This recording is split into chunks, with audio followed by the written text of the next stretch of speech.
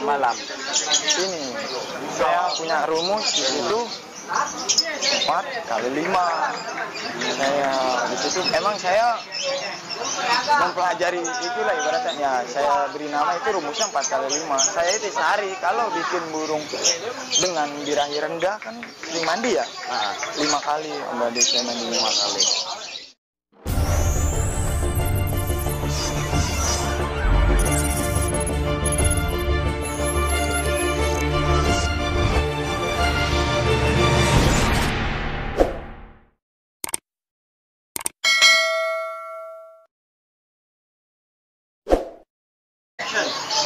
Oke, assalamualaikum warahmatullahi wabarakatuh. Masih bersama gue Roni Baduy ya. Tentunya masih di channelnya Roni Baduy. Dan kali ini gue mau coba review atau ngorek-ngorek AOG nih. Karena kan ya saya masih di dunia kicau, bukan di paru bengkok ya. Saya udah tahu tuh AOG udah main di burung konslet, cuman ya nggak tahu berapa tahun yang lalu. Makanya saya tanya AOG nih, dari sejak tahun berapa main burung konslet? Dari pas konsletnya ya, dapat konsletnya ya. Sekitaran di 2016 atau 17 gitu. 2016 atau 17 ya. Saya udah megang. Itu awalnya itu sengaja istilahnya mungkin belajar ngolah konslet atau tiba-tiba jadi konslet atau beli setengah jadi awalnya nih ya, kalau istilah zaman dahulu kan nggak ada istilah bahan ya kan ya, nggak ada istilah setengah jadi gini sih ya, pengalaman itu ya dia jadi saya sekarang lah ibaratnya gitu ya kan. Saya beli burung lah ibaratnya dari dekat Jakarta Barat juga.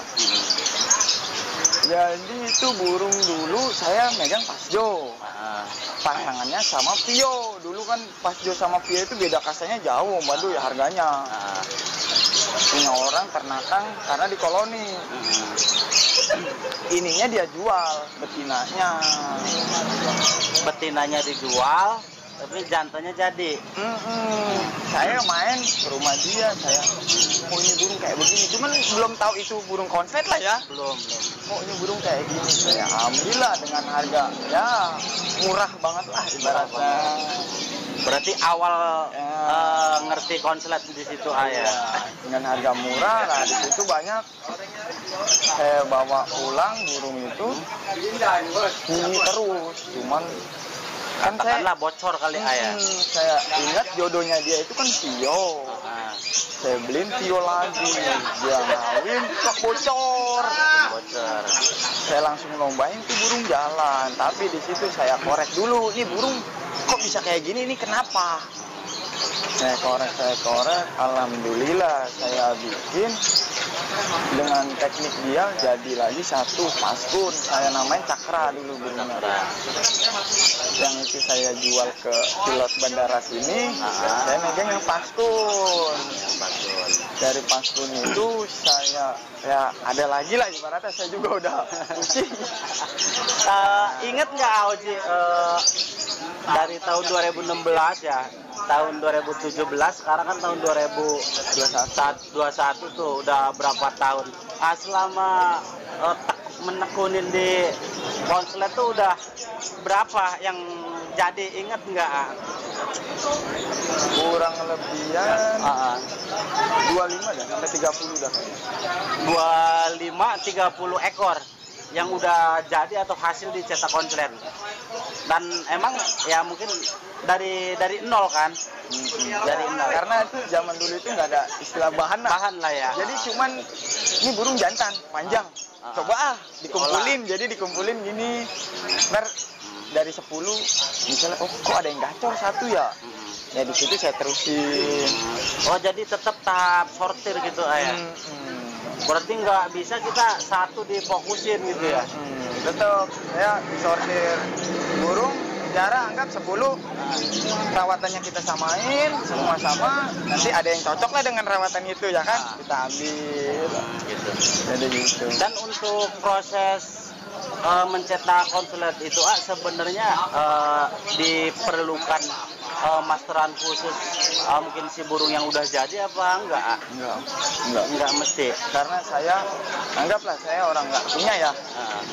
Tapi saya bisa punya konsep. Makanya saya selalu kayak teman-teman semua kalau yang nggak punya konsep mau punya konsep pasti bisa, saya jamin. Karena saya emang dasarnya itu bukan pemain konslet, tapi emang jalannya udah ada, itu saya bisa.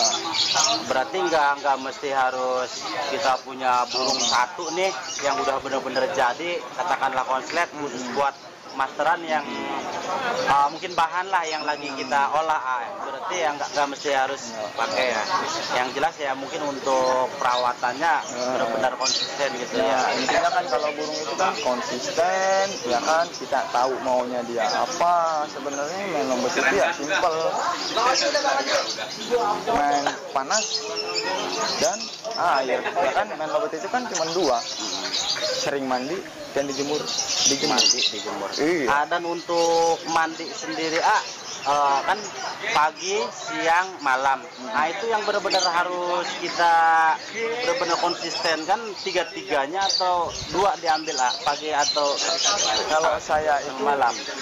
Ini saya punya rumus itu 4 kali 5. Saya di situ emang saya mempelajari itulah ibaratnya. Saya beri nama itu rumusnya 4 kali 5. Saya itu sehari kalau bikin burung dengan birahi rendah kan sering mandi ya. 5 kali Mbak saya mandi 5 kali. Pagi, siang, jam 3 sore, habis maghrib, tengah malam. Tengah malam itu jam berapa? Jam 12 atau jam 11. Luar biasa. Berarti perjuangannya juga ya lumayan berat juga ya. Harus benar-benar tahan melek ya. Makanya ya sebandinglah dengan harganya ya kan. Makanya konsep harganya mahal ya karena emang perawatannya mahal. Iya, makanya itu kaget.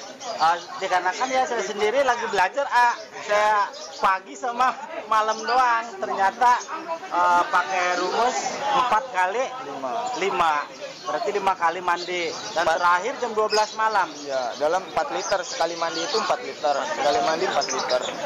Itu lagi pas sambil dijemur atau gimana mandinya tuh? Kalau saya pakai proses yang mandi itu, jemurnya asal kering. Jadi paling dijemur 10 menit udah. Karena emang kita fokus itu turunin birahinya ya kan. Mandi terus. Cuman kalau dibalik ibaratnya burungnya suka panas, itu saya nggak pernah mandi. Paling saya kasih tepuk, saya jemur. Jadi dia biar mandi sendiri, apa sendiri.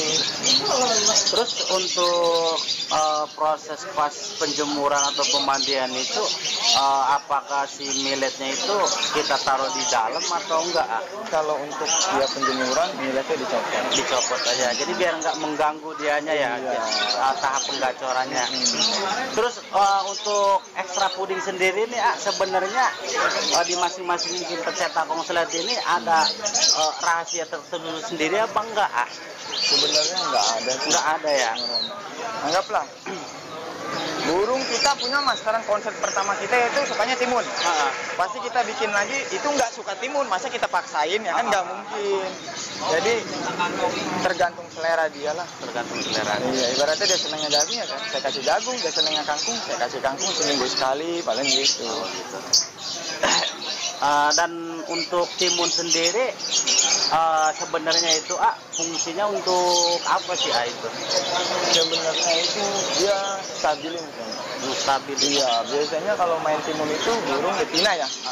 Burung yang birahinya cepat naik, itu pakai timun. Jadi biar birahinya nggak naik, jadi tetap di situ aja. Berarti ya jantan yang lagi diolah pun sama gitu ya.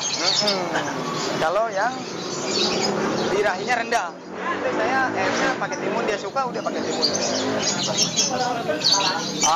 Dan yang terakhirnya mungkin untuk apa namanya momen pas kita untulin itu sebenarnya udah di titik mana?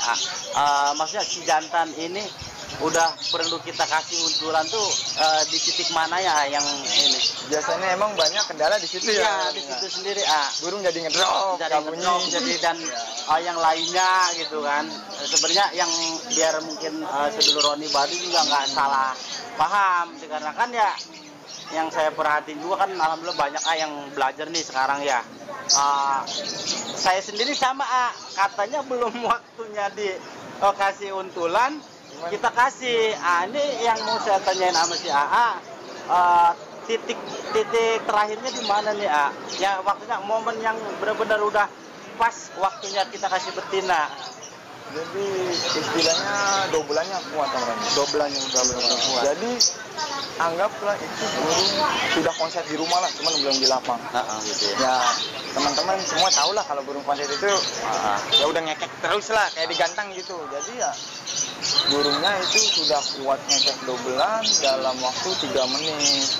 Itu udah aman menurut saya. Cuman kalau baru dobelan sekali, 2 kali, bahkan 5 kali diuntul, saya jamin itu ngedrop. Pasti nggak bakal ngekek. Bisa timbulnya ke sardot atau ke diem lah, bangun ngepak-ngepak. Sebenarnya dalam tingkatan ini benar-benar harus sabar. Soalnya fatal. Makanya namanya juga eksperimen. Iya. Jadi menurut saya kalau itu tunggu dobelannya itu sampai kuat 3 menit atau 5 menit. Itu diaman. Saya jamin 80% konsisten. Dan sebenarnya itu awalnya itu kita udah harus bener-bener nyari kunciannya si betina ini apa enggak sih atau udah bocor kayak tadi baru kita nyari betinanya? Kalau teknik saya itu dia bocor sendiri dulu baru kita nyari si betinanya. Kalau sudah dia udah kuat dobelan 3 menit 5 menit baru saya carikan betina.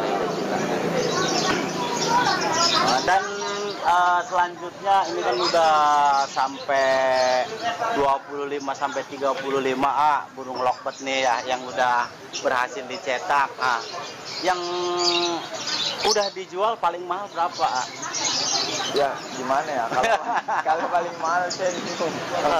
Ya nggak apa-apa biar mungkin teman-teman atau sedulur Roni Baduy tahu ya, mungkin yang lagi belajar lebih semangat lagi kan gitu.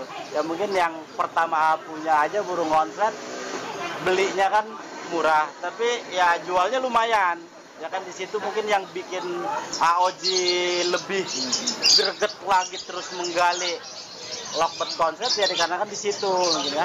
Paling mahal berapa? Sebenarnya kalau dibilang paling mahal itu dulu saya tuker murai 15 pasang sama uang ditambah 30. Itu dikalkulasikan nggak si burung murai yang 15 pasang itu Iya. Dikalkulasikan juga. Berarti ya di atas 300 apa berapa itu Kena? Enggak kena. Yang jelas ya mungkin di atas 100 juta ya. Kan rata-rata biasanya kalau orang itu kan kayak gitu ya Roni ya kan. Karena kan untuk sejenis murai aja kan itu kan 1 pasang kan. Iya 15 pasang saya Iya itu 15 pasang. Belum lagi ditambah duit kan gitu. Mungkin bisa dikalkulasikan aja 1 pasang murai aja udah berapa ya kan. Jadi karena kan murai ya alhamdulillah sampai sekarang ini untuk masalah harga istilahnya nggak naik nggak turun ya, tergantung istilahnya kualitas lah, tapi yang jelas harganya ini masih stabil terus ya, berarti kan lumayan juga kan. Ya disitulah itu loh pertama saya ya ditukar itu, jadi makanya saya semangat. Kok enak ya main lobet itu enak. Menurut saya banyak uang kagetnya. Ibaratnya gitu. Dan untuk si sendiri nih sendiri atau ada bosnya lagi Kalau saya dulu pertama main burung itu sebenarnya sendirian. Ya mungkin semenjak udah punya ilmunya banyak baru dirangkul ya, sama bos-bos aja lah ya teman-teman ibaratnya. Ji pegang nih burung saya, nih pegang ya udah saya pegang. Mungkin untuk dari hasil penjualan burung itu yang udah ditorekan sama Aoji apa aja nih? Bingung mau. Bingung. Yang jelas mungkin udah miliarder ya. Jadi karena kan 25 sampai 35 burung konslet yang udah berhasil dicetak, ya tinggal kita kalkulasikan aja, udah nggak tahu berapa jumlahnya, udah nggak ada serinya. Apa ya? Kalau bujang sih, kalau bujang ya. tahu sendiri. Boros itu. Oke, mungkin itu saja ya, alhamdulillah gue akhirnya ketemu juga dan bisa menggali ilmunya atau pengalamannya Aoji. Oke, cukup sekian dan terima kasih.